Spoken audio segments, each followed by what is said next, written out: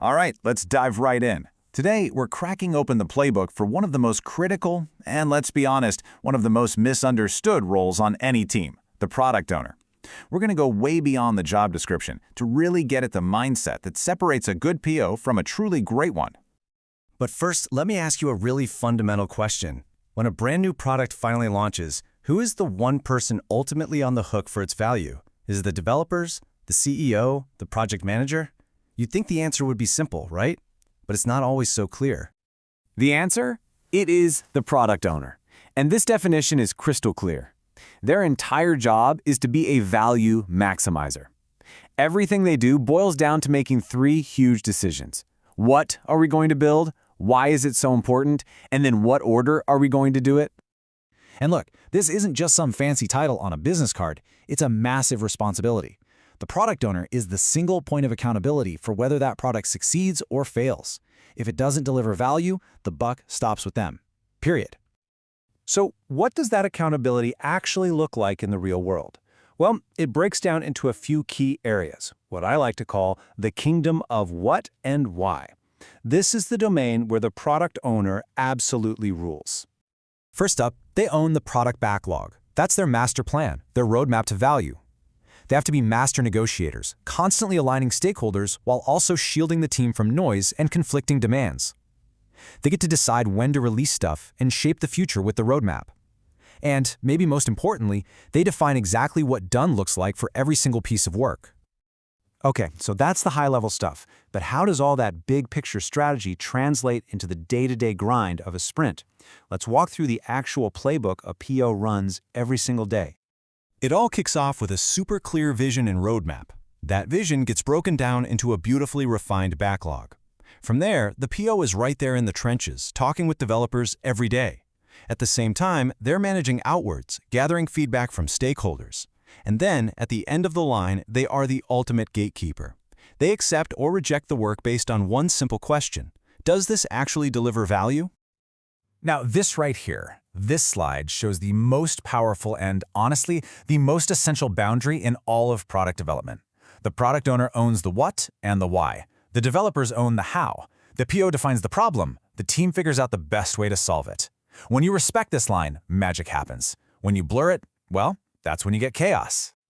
And speaking of chaos, let's talk about some of those common traps, the anti-patterns that can completely sink a product owner's ability to create value.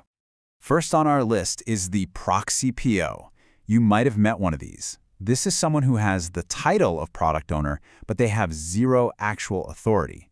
They're basically just a messenger running back and forth with decisions made by some committee or a boss somewhere else. The problem here is obvious, right? Decisions take forever and they're totally disconnected from the people actually doing the work.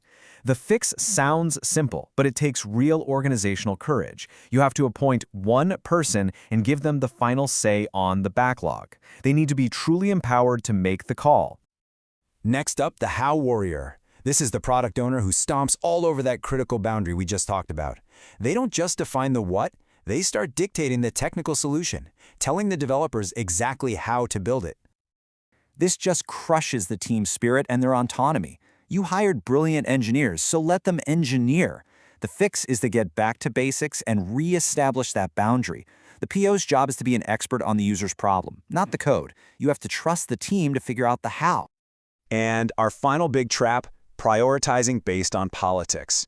This is what happens when the backlog isn't driven by data, but by whoever is the loudest or most powerful stakeholder in the room. The result? You get a feature factory. The team is always busy, cranking out stuff, but nothing important ever seems to get done. The fix here is to arm the product owner with data. It becomes their shield.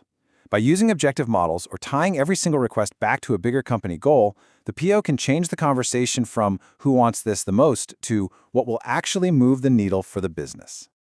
So, avoiding those traps is absolutely key to being a good PO. But what's the secret to going from good to truly world-class? Well, it all comes down to a fundamental shift in mindset. And this quote right here, it just says it all. A great product owner isn't obsessed with shipping features. They are obsessed with shipping outcomes. They know that a long list of delivered features means absolutely nothing if your key business metrics aren't getting any better. And if you look at where a great PO spends their time, It tells the whole story. At least half of their focus is on outcome metrics. We're talking about things like customer retention, conversion rates, user satisfaction, the stuff that actually proves you're making a difference. Everything else is just a means to that end.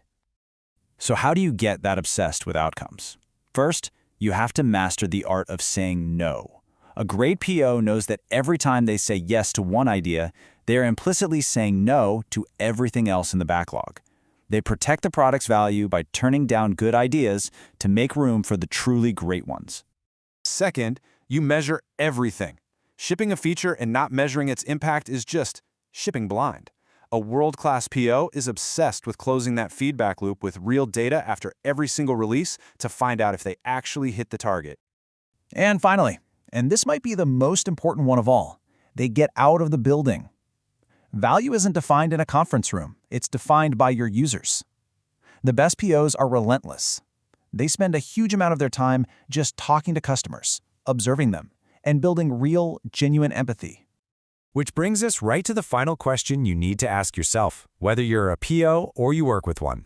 Are you just in the business of shipping features, of checking boxes off a list? Or are you focused on creating real, measurable, meaningful impact? Because the answer to that question is the difference between just managing a backlog and truly driving value.